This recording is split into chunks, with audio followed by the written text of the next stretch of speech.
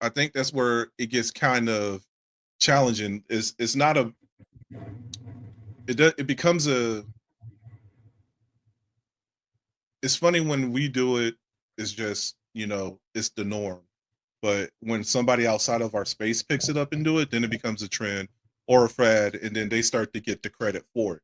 Whether it's in the culinary industry or the music industry, the fashion industry, like we Like are the we trend are set. the trendsetter.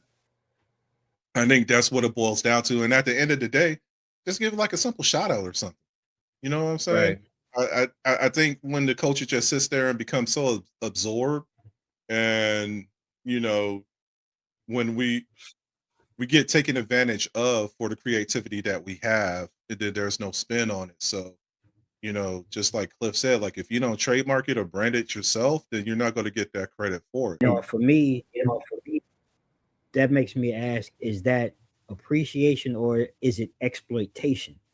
And I think for like that's where I kind of sit um, in this uneasy space because for the people who are borrowing this from the culture, the harm really can go beyond like somebody's feelings being hurt, right? It's really financial at times, for people in these brands and the histories that they're trying to create. And then I think part of it too is kind of like from it's like an aesthetic type, element where people are taking these things and they're turning them into fashion trends that are also stripped away of context or the respect of it, and that is another hard part. um so I think for me when I look at it, I boil it down to the real question is really this: